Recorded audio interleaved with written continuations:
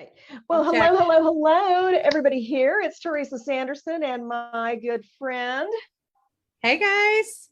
Miss Nina Hart, and we are coming at you today to talk to you about marketing strategies for nurse entrepreneurs and 5 big mistakes to avoid, right, Nina? Absolutely. And Teresa is the marketing expert. So I'm super excited that she took the time to do this with me today. So thank you so much. Oh man, this is so much fun. This is my thing. I'm I actually know. going to pull this up here on Facebook on my phone and just make sure that we are streaming live, but I think we are. So as you pop in, please feel free to say hi. Let us know that you're watching, where you're watching from, because we love to connect with you. And if you're catching it on the replay, comment #replay. So, you know, in the world of nurse entrepreneurship, there's all different kinds of people. And today, what we want to focus on are just 5 things that, if you want to be successful as a nurse entrepreneur, I would definitely recommend that you stay away from these. 100%. Because the thing is, people are looking for, when they come on Facebook or any kind of social media, they're not looking to be sold to, right? They're looking to be entertained. They're here to maybe have some fun, connect with their friends. And if they happen to catch something of yours, let it be something really good, right? Don't let it be anything spammy, anything weird, salesy, stuff like that. So we want to talk about that. So number 1 on our list is no cold messaging. Number 1. Yeah, Nina, what do you have to say about that one? Okay, I get cold messaged all the time. Does anybody else get these messages, or am I just like have a big target on my back? Because I get messages all the time that's like, hey, I saw your profile and I would love it if you would sign up for my program here. And I'm like, wow, I know nothing about you. I know nothing about your program. And I'm actually in the same exact niche as you if you looked at my profile at all. Mm-hmm. So you're selling me something I actually offer as a service. So it's like, yeah. So I'm like, hey, I'm happy to network with you if you want to connect, but I'm not interested in this service. And it's always like, well, let me tell you more. And I'm like, no, I don't want to hear more at this point. I don't need to hear more. Yeah. So it's an immediate turn off if you cold message people. Mm-hmm. And I think I'll add to that, that even, Nina, you've got your group and I've got another group. And I am forever grateful for the people in my group that say, hey, you know what? I got spam today. Somebody sent me a cold message. And you know what? Usually when I hear it from one person, I hear it from 2 or 3 others. That is the number one way to get blocked from the communities that you want to be in to talk about your thing, whatever it is. The thing is, you've got to do it in a different way. Okay. Yeah. Cold messaging is never, ever gonna work. And I think the conversion rates for any type of cold contact, cold messaging, cold email, cold outreach, cold phone calls is so low that it is not a good use of your time. Just not even annoying and salesy. Let's just talk about getting ROI, the return on investment for the time you're putting into calling or messaging or reaching out to these people, to have such a low rate of return to do that. Like, use the warm leads that you have, the people that are like, hey, I'm interested in XYZ. And that's where your focus needs to be, is the people you already have a connection with. Mm-hmm. Exactly. Your time is by far well spent making authentic connections, organic reach, connecting with people who truly need your service, and connecting with them in a meaningful way. So hopefully we didn't beat that dead horse too much, but there we go. It's just so important. I'm willing to beat that one to death and beyond. You betcha. So no cold messaging. Number 2, tell people, here's the other thing, telling people what they need without asking them, or assuming that somehow that because your product is so fantastic, everybody in the world needs it. And that may be true. You know what? Like, if it's a nurse burnout, or, right now, mental health or wellness, it may be true that every single person needs it. But you have to remember that people have to get to a place where they realize they have the need. Because you can tell someone, hey, you need to lose weight. And I'm going to be like, hey, go jump off a cliff, right? Like, what response do you expect to get, right? Like, you want to be targeting people who already know they need it. because they're more Right. ready to buy it, right? Right, right. I love that. And I think it's true. You know, the thing for me, like I always tell people I'm an unapologetic essential oiler. It's a part of what I do. It's a part of my life that I've done. But peeling the onion of healthcare and all the way down to natural wellness, right? Getting rid of traditional Western medicine and harsh chemicals and all these things, that was a years long process in our home. I didn't just suddenly click my fingers and say, out with everything, you know, we're doing this natural living thing. That wasn't how it happened. And so, you know, telling people what they need without really knowing them first is just what I never would have gotten there had I not had the time to get there myself, right? Nobody could have sold me an oil before I was ready. Exactly. Me, Yeah. you know, my story, I'm like, this is woo woo. I don't like Yeah. it. I don't need it. It doesn't help me.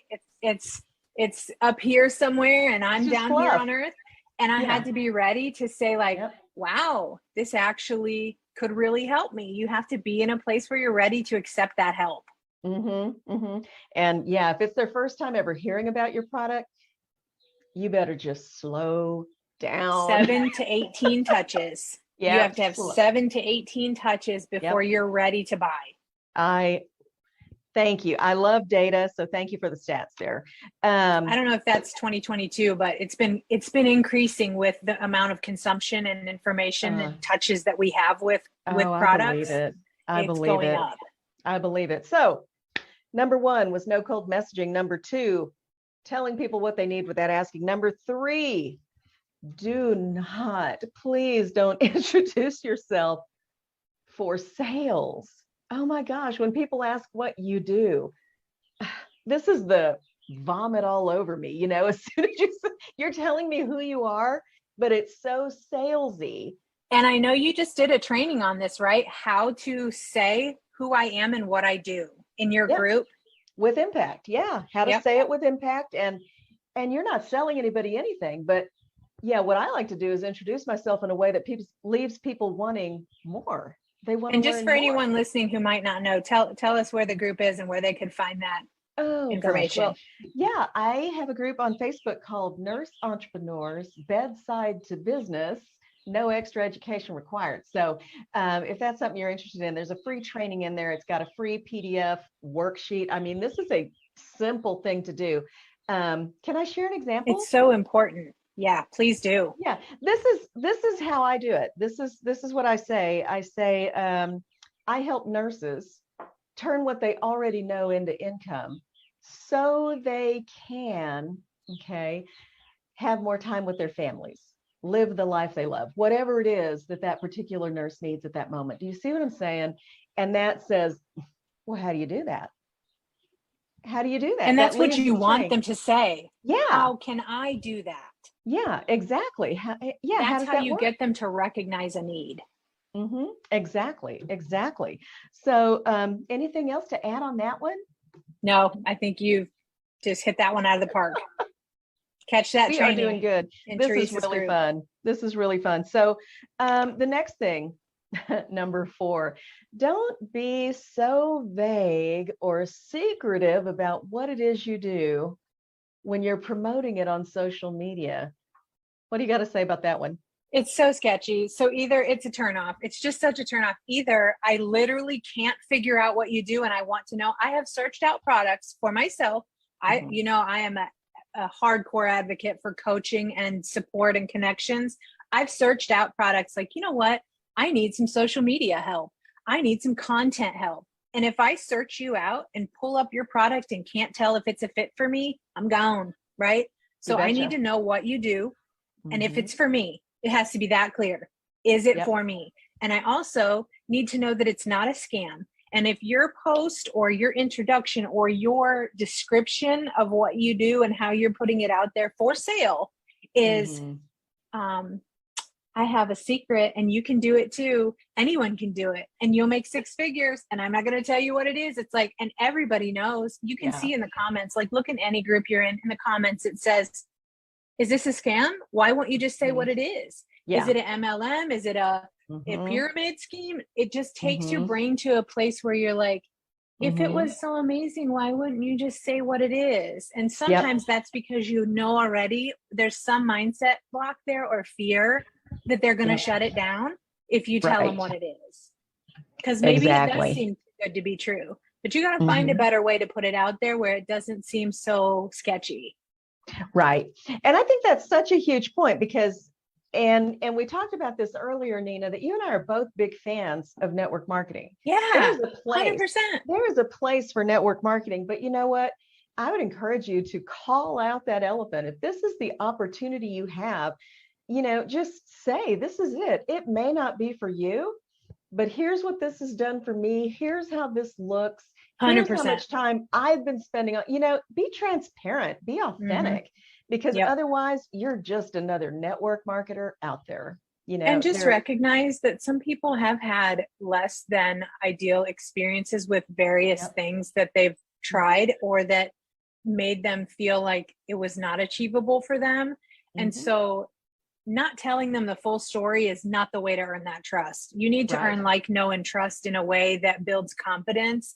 And that could take longer than one post not sharing the details, right? Right. So exactly. If that's your offering, it's going to take you more time and more touches. Yeah. And I think there's, you know, something else interesting about that is just, you know, now more than ever, we are cautious about who we connect with. You know, it's a hard thing for me anymore to opt into somebody's lead magnet or opt-in page and share my email address because I know what's coming once I do. Once I open the door to somebody's email list, you know, who knows when I'm going to be able to unsubscribe from that baby. So there's that. And not to mention, am I going to get all these spammy messages on Facebook? Are you going to be hitting me on Instagram? So be upfront, be transparent, and be customer focused. And I do want to say, I guess one little caveat I would add to that is, from a marketing sense, what you market and your copy and what you actually put on your landing page may not be your process or your method, right? I was just talking about this on my inner circle coaching call last night, was that just because your method is one thing, so your method is how you do that, how you serve, that doesn't have to be how you sell. You just don't want it to be in a way that's deceiving. Yeah, absolutely. Absolutely. Transparency and authenticity for the win, for sure. What people want. We got one more here, and this is one of my pet peeves. This is, don't be a vulture. Do not be that entrepreneur who is the vulture, kind of circling, we said this earlier, circling the dead or the injured. All right. We all know nurses are unhappy. Nurses are tired. Nurses are exhausted. And many are looking for side hustles. They're looking for business opportunities to start something of their own. But this is my little soapbox here. So I'm going to hop on it, Nina, if that's okay. Hop on it. Get up there. This is a thing. I saw a post the other day from a nurse, and it said, man, I'm tired. I'm getting out. I'm giving up. I've tried it in nursing for, 20 years, and I am just done. I am spent. I am burnt out. And I cannot tell you the trail of comments that came from that was just, nurse coaching may be for you. I think you'd be great at it. Here's my link. You should get into holistic wellness. You can check out my stuff here. Come on, people. Can we just support each other? That's my thing is, again, there was no value given to this woman who was suffering, right? She is, in my mind, the injured. She is burnt out and injured. And nobody came to the table with any value for her. Exactly. It was just things that were serving to them, things that were going to help them by exploiting her moment of need. And again, this all goes back to the concept that the person has to be at a place where they can accept, they're ready to accept what you have. And if I'm in a place of desperation, I may accept what you have, but it may not be the right fit for me. So I don't know about you, Teresa, but one of the foundations of coaching, consulting, and managing clients is that you only work with people that are a good fit for you, or you end up miserable and clientless, right? So, I mean, really, is that you and I have been there? Bottom line is like, you align with the wrong client at the wrong place and cannot serve them no matter how hard you try. Yeah. And that's what ultimately happens when you start trying to pluck from anybody who shows up desperate. You don't even ask, like, when you're sharing links like sign up here for my thing, you're not even asking qualifying questions to make sure this person is the right fit, is going to represent you well, and is going to be a great person to work with. You're just taking anybody, right? Right. And that is not a good path to go down if you really want to establish yourself in an industry of service. Absolutely. And I just love that you said that. And it's just totally, it's the customer is totally left out of the equation. I don't even really want to talk to you or get to know you. So if I'm not important enough for you to spend time getting to know me up front, what is that relationship going to look like when I've given you my money? What's that? How much time will you have for me then? It's just there's an ethical thing in there. I think that, we have to look at, just like we would on a hospital unit or a facility floor, where is there a conflict of interest? Here's a woman who's suffering, saying, I'm suffering, I'm hurt, I'm injured, I'm tired. And people are coming out like vultures to say, buy this, buy this, buy this. Whereas I think we all know that when somebody has like a death in the family, somebody loses a spouse, they say, don't make any big decisions for how long? A year, right? When somebody's going through a big life transition, do they need to make a choice right now? Right. Is that really good for them? Or is that just you? Is that just you? So don't be that person. Right. And, I also think just something that you touched on, showing up with value, could not be more important as a service provider. And the whole entire concept of all the points that we've touched today is that you show up to learn about the people you serve, and you show up to give value to the people you serve, and you don't expect to get anything back. So you put all these positive vibes and positive value and contribution out there to the community you serve, and then it comes back to you and in waves, right? So if you're just trying to bring to me, get, and you're not putting the value out there, you will not get that in return. You're just pushing people away, right? So showing up with value is how you get people coming back to you. So when you see somebody who needs resources, instead of saying, click my link and buy this, say, could I direct you to some resources I know of? And actually, that's one thing I do with you a lot, Teresa, is when I see nurses posting, hey, I really need CEUs, or I really am looking for CE provider opportunities. I'm like, hey, there's free CEs at Teresa's website. Here's the link, right? And if that leads them down a path where they purchase your CE provider course, or they have you develop an application to submit for them later, which is a little bit more of a commitment, then great. And it probably does. But I provided them with something free that could help them get started, and not like, you should have Teresa do your application. Here's how much it costs, right? And they're like, wait a second, I just wanted a couple free CEUs and to look into some information, right? So you want to start with resources and value, and pointing to other people if you can't provide that service. So if I'm not a nurse who deals with burnout, and I'm not, then I want to redirect that person to someone who is a specialist in that area, and not try to force my own offering into that situation. And I think that is so important, what you were just saying there. If I can't help you, I'm going to send you to somebody who can. That is, that is true abundance mentality. And I have always believed that there's room in the world for the success of all of us, right? I agree 100% fully. We have a great God, and I believe this world was created with a space for all of us. And all the more reason to niche down and be a specific service provider, so that if it's not in your little area of service, it's in someone else's, and that makes more space. It does. It And if you're does. not asking qualifying questions about your potential clients, you'll never know this information. You'll never know if you can serve them or if someone else could be a better fit for them, Yeah. either alignment wise with personality. You know, not everybody likes the way I do things. That's okay. They might need a little more of like a Same with me. soft approach that I don't have. Like, you see, you get what you see here. This is it. So, you know, and I've noticed, you know, as much as we've talked about authenticity, the more direct I get, the better people take that. And that is so strange, but that's who I'm connecting with right now, are people who need to hear things like, don't introduce yourself like that. It's a turn off. And that's so direct, but that's helping them see why they're not connecting with clients. And that's the kind of things people need to hear. And if they don't, then they'll go to someone who is providing maybe a more warm, fuzzy approach, right? And that's who they need to connect with. And that's great. Yep. I love that.